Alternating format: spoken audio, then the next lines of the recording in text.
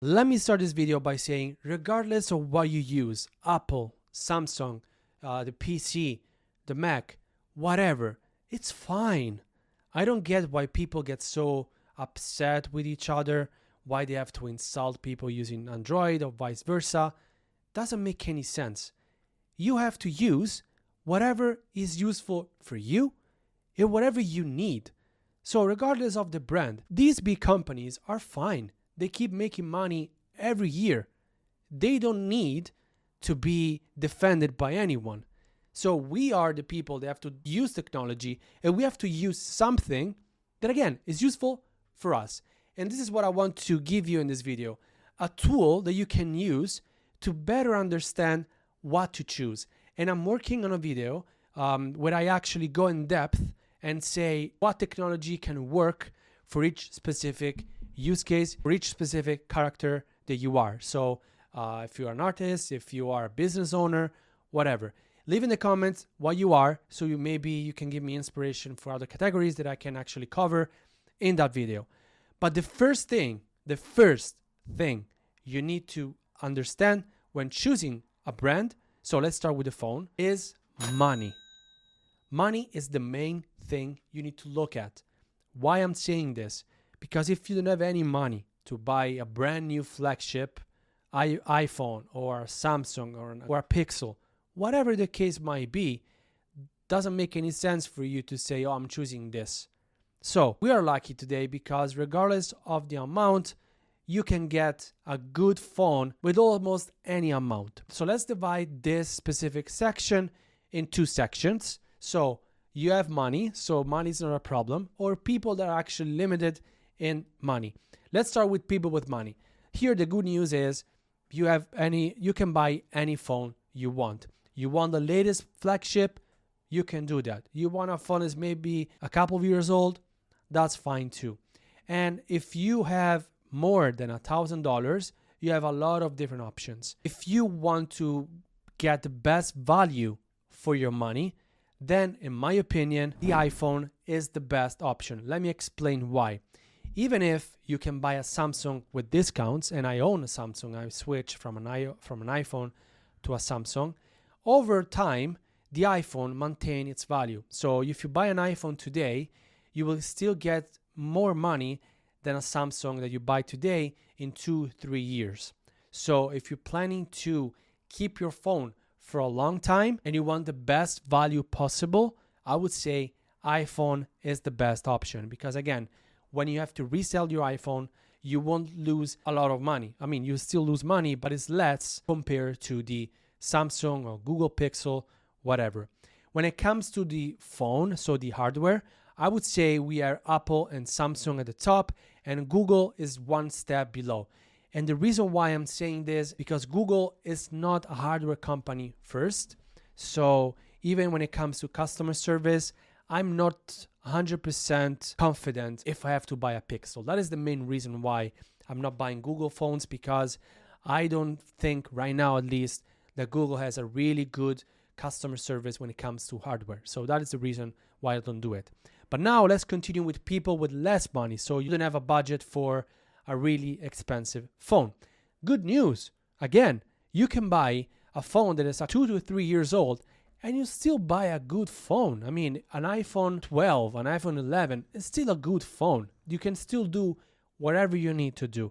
And then again, maybe it's different for different use cases, but for most people, you're fine. So for social media, for taking pictures, for watching content, 2 or 3 years old phones are more than fine. Even the design, this maybe is why companies don't change drastically the design very often, is if you buy an iPhone 12 or 13, it's not a lot different from the latest iPhone that you have today.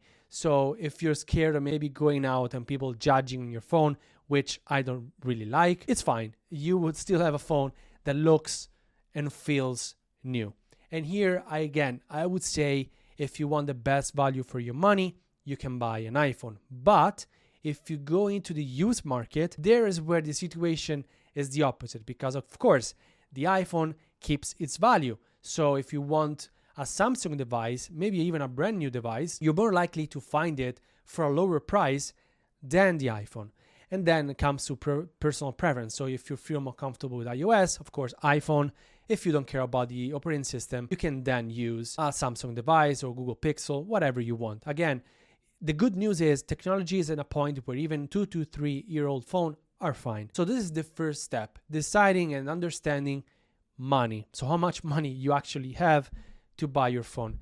Yes, you can buy your phone in monthly payments, but I wouldn't recommend doing that because, if you do, let's say, if you pay your phone over time, it could be probably a couple of years. In a couple of years, you're overpaying your phone, so it doesn't make any sense to me. But if you just want the latest phone and you don't have enough money to buy it and you think, I can buy it with a 0% interest, I'm not a financial advisor, but if you want to do that, go ahead and do that too. That's fine. Now let's see the second thing you need to look at when deciding what to buy. And here I want to reference the computer. So most people use their computers just to browse the web, maybe watch content, and sometimes work with it. We'll talk about the work at the end of the video, the third section. But now let's focus on the computer and what is the best operating system and what is the best decision for you.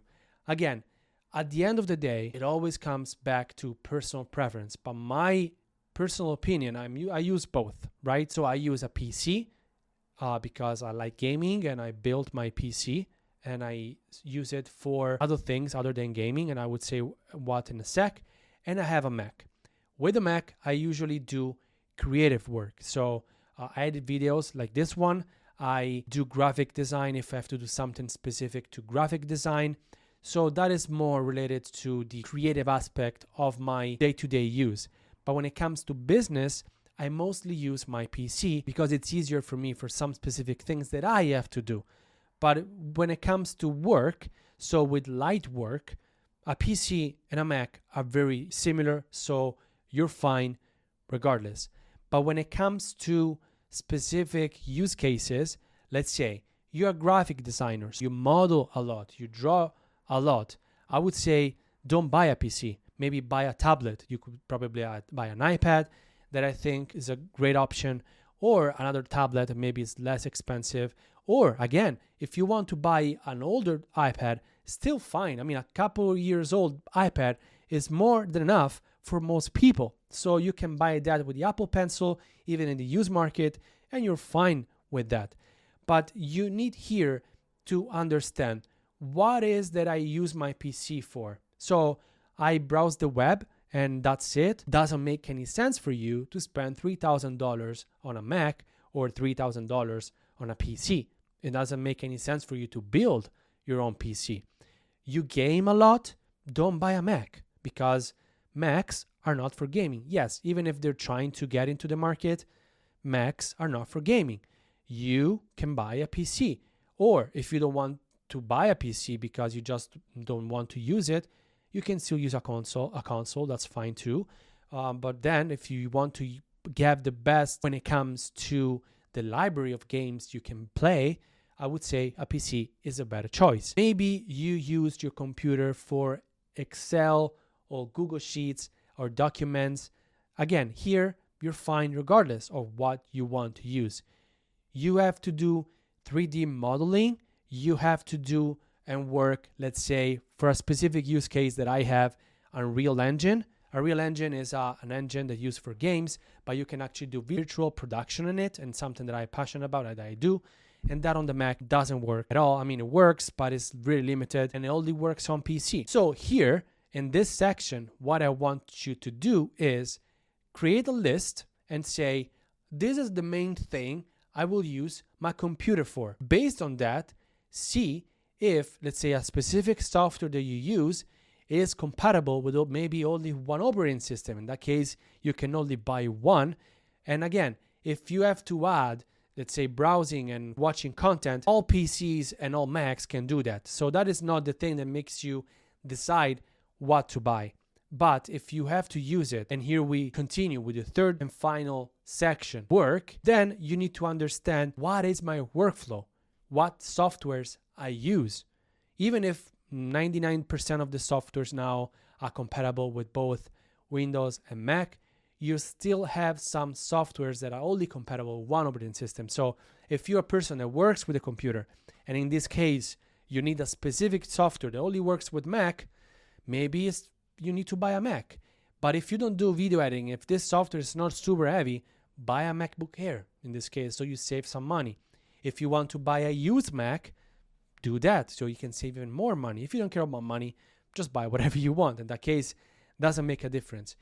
If you only use your computer for light work, so Excel, so Google Sheets, Google Meet, these specific tools work with every operating system, with every computer. So you're fine regardless. What I'm trying to say here is, doesn't make any sense for you to say, there's only one brand and I just want to use one brand. The thing is, you need to understand what is that you're doing. Who are you? What to use technology for? And try and find the best tool for your specific use case. I give you my example. I always use iPhone and Macs, iPad, whatever. I had the Apple ecosystem. But I reached a point where, of course, I was a bit bored with the design, and I looked at the 24 Ultra, and I can do things there that on the iPhone are not available. For me, again, multitasking is something that I use every single day, multiple times a day, because I need to check contracts and text. I need to have two screens. I have two screens on my computer, and this is something that I need to have most of the times.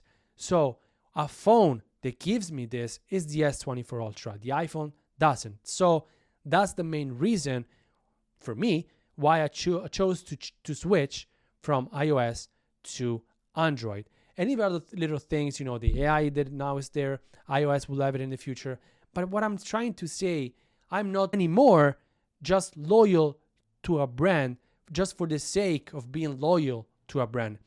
And I want you to do the same, not because you have to do it, just because it's fine if you decide to use something else that is not related to the specific brand that you use most of the times.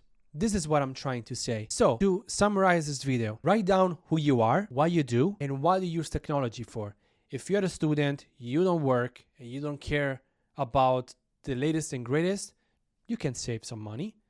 Technology is fine. A couple years old device is more than capable to do whatever you need to do. If you don't use your devices to work, and maybe just for social media, and iMessage for you is vital, the iPhone is the best option. If you don't care about iMessage, you care about personalization more, even though iOS 18 will have a lot of personalization, get a Samsung or a Google Pixel. You have the choice to do it, and you can do it whenever you want. Don't be that salty person that is upset with other people because they don't use the same brand as he's using, and so everybody else is stupid because they use another phone. That's not what technology is all about. Technology is about helping us for what we need to do. So again, nowadays, I still use Apple devices and I still use other devices. So Android, a PC, other devices that are there to do and help me for whatever I need to do. And I would like for you to experience the freedom to choose whatever you want. With that said, let me know what you think in the comments. Let me know who you are so I can make a more specific videos with all the different people and all the suggested technology for all those specific people. Thank you for all the comments, for the people subscribing to my channel. My channel is brand new. I'm still learning this new tech niche on YouTube. So I appreciate the feedback from you guys. And I really like to make these videos and try and help people. I know there's always people out there trying to understand what they need to do, and they rely on these videos to make a decision. And I'm glad if I can help you. Again, with that said, thank you very much for watching, and I'll see you very soon with the next video.